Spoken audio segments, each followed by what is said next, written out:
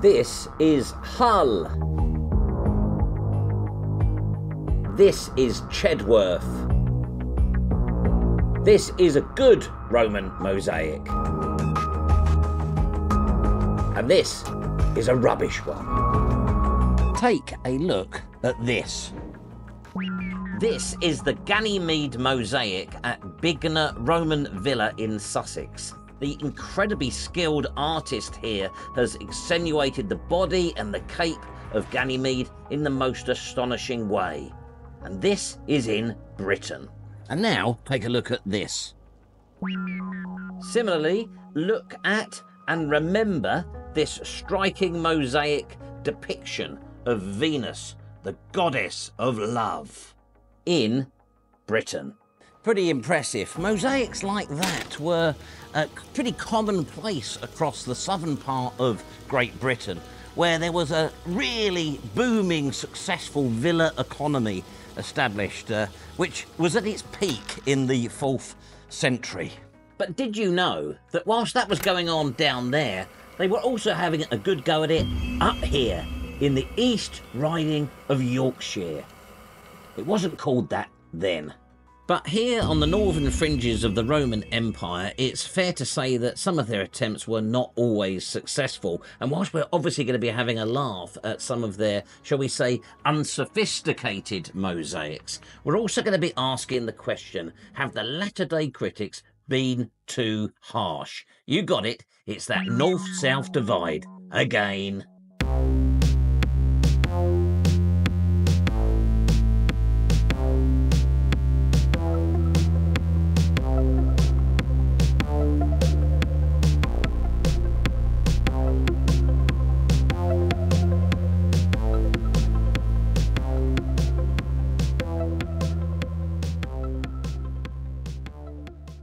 This is Chedworth Roman Villa in the Cotswolds, and I've come here just to try and illustrate the high quality of mosaics in Roman Britain. They claim that the ones here are some of the best quality in the country. I have had difficulty getting footage of them. The staff have got their eye on me. In fact, one chap said he thought he recognised me from somewhere. Anyhow, hopefully there's enough shots to give you an idea of the sort of quality of mosaics in this country. And interestingly, over here, they have found back in 2017 what they claim to be the latest created mosaic in Britain, dated to the end of the 5th century, possibly even into the early 6th century, indicating a sort of a different narrative than the one that we usually hear. But certainly in this area, it seems like local craftsmen were still creating mosaics 100 years after the end of Roman Britain. Well, that's a pretty tasty bit there, and the colour is still really nice, isn't it, after 1800 years. It's the grand dining room here at Chedworth, which has probably the most magnificent example of the absolute amazing quality that the Roman craftsmen were able to achieve with mosaics in Britain. Come and have a look at what the National Trust have done here. So that sort of high-tech display you can see is meant to recreate the ambience of the dining room in the times of Roman Britain. Naturally, they've got them talking about the weather. It's interesting, they've got them sort of talking in a combination of posh British accents that you'd hear today and sort of Cotswold, West Country type accents that you'd hear today. Not too sure how accurate that is.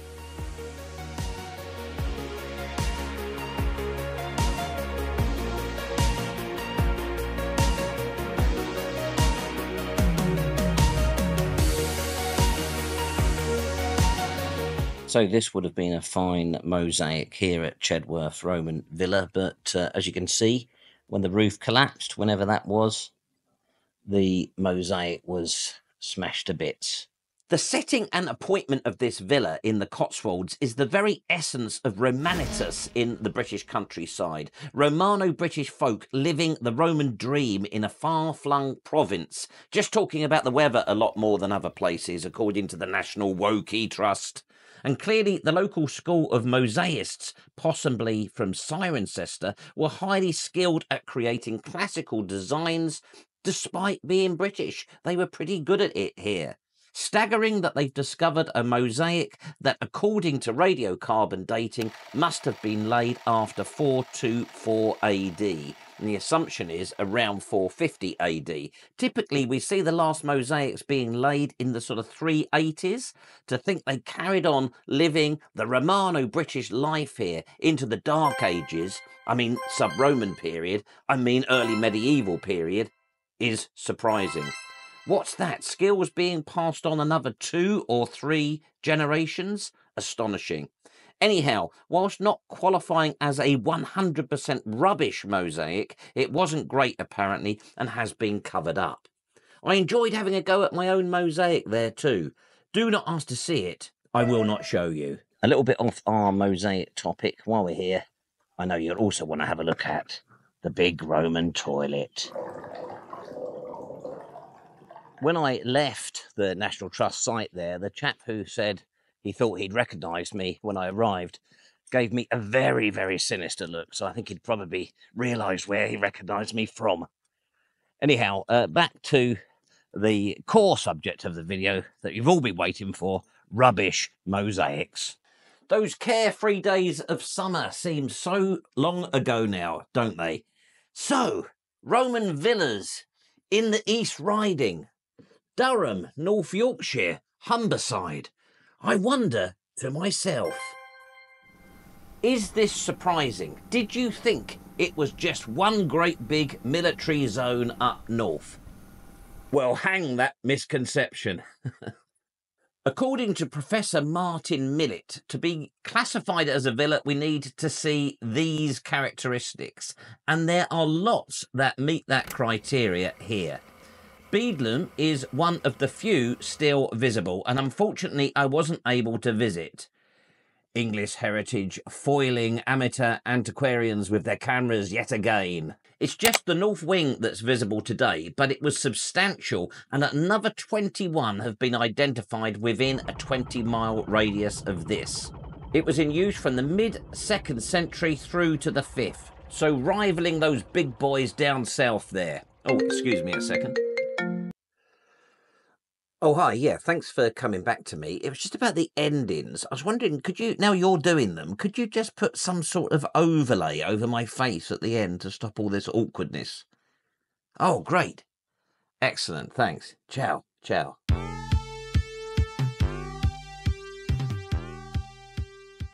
People keep saying to me in the comments that I ought to go to Hull, so that's exactly what we're doing this week. Welcome to the museum quarter in Hull. Just over there is the Hull and East Riding Museum, and that contains some great examples of less successful attempts to emulate classical subjects way up here in the furthest most northern reaches of the Roman Empire. I really enjoyed my visit to the museum and wish I had a bit more time to look around. And it is free, which I know is important to some of you. They have a fantastic selection of northern Roman mosaics from villas at Hawkstow, Rudston and Brantingham. A lively aquatic scene, apparently. Now, I thought the critics had been harsh on this one. It's not that bad. They point out that it's impossible to identify the species, such as the enthusiastically colourful but childlike rendering.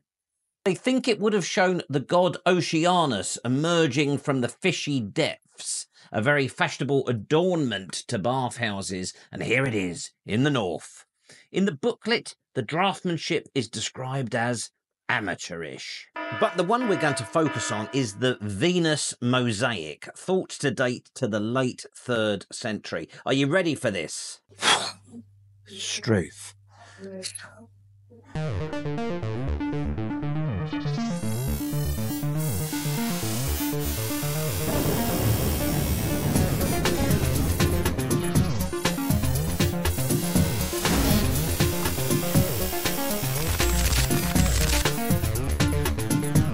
There she is, Venus, the goddess of love and beauty. She's not beautiful, is she? A hard-faced lady, if ever there was one, with a bulgy, dare I say that, an out-of-proportion body. I've read words like ungainly and childish in descriptions, and one does have to wonder what the villa owners said when the ham-fisted craftsman revealed the toils of his labour to them. Do you think they paid the bill? Note that she's dropped her mirror. Hardly surprising, really. She must have been quite shocked. Oh, and she's won that apple in a beauty contest, by the way. This is probably supposed to be a merman or triton, and the mosaicist may have been confused when he added this torch or back scratcher or whatever that thing's meant to be. He would have more traditionally have been holding a conch shell. He's fairly lousy either way. Even the circle they're in is wonky and very obviously freehand. The four animals, including this lousy Leo here, are meant to represent the seasons, and according to the experts, our incompetent craftsman has got them all in the wrong order. He's added bars to the V and the M in the lettering for this man-killing bull, thinking that they were meant to be A's. The venators are pretty crude, a very shaggy male one there, perhaps overemphasising that we have males and females hunting in the arena here. I don't know if naive is the right word, or possibly we should be a bit harsher. Childish, ludicrous, misconceived. Nonetheless, in all of its silliness, it is rather charming. Oh, that's better. I need a beer after that.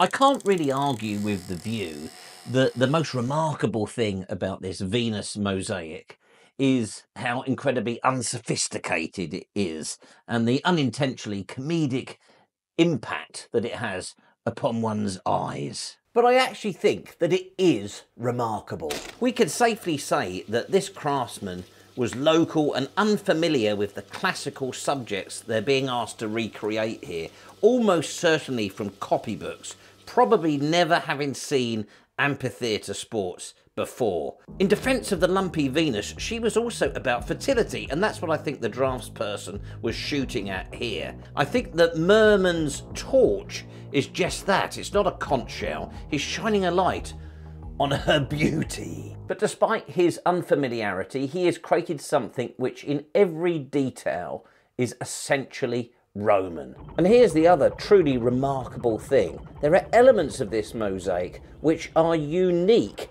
outside of North Africa. The crescent on the stick above the bull is only seen in North Africa. The naming of the beasts is the same. So let's be kind to our local craftsman here. He is creating images of things that he will have never seen in the tesserae. To quote the late great Mr. Forsyth, I think we should be saying, didn't he do well? I also want to put in a defence for this one too, the chariot race from Hawkstow. The craftsmanship is oft described as summary and overly colourful, but I like it, and it's the only example in Britain depicting a circus chariot race. Note the turning posts, I think they're called metai. I really enjoyed my visit to Hull, and considering that I'm on the final furlong, I probably won't go again. I hadn't been there since the early 90s, I think it was. I had a wander around, and tucked away in this wonderful old arcade was this joke shop. I had a good chat with Graham, the owner, and was delighted to learn that it's been going for 95 years. And it was apparently the inspiration for the joke shop in the League of Gentlemen. He showed me some incredible old stock from the 60s and 70s, unfortunately way too un-PC to share with you here. I really would get cancelled if I did that. Another first there for the channel. Who else on YouTube would counter the established narrative that the Romano British villa culture was purely a southern thing? And for those of you who were worried about the Rudston Villa owners, they ended up with this really splendid one a little bit later on in the 4th century. Now, if you just excuse me for one moment, activate some kind of overlay now. Just leaves me to thank you for watching, and I'll see you next week. What are you doing? Not that one, you'll get me cancelled. These sort of mosaics are rare in Britain, so don't have nightmares. See you next time.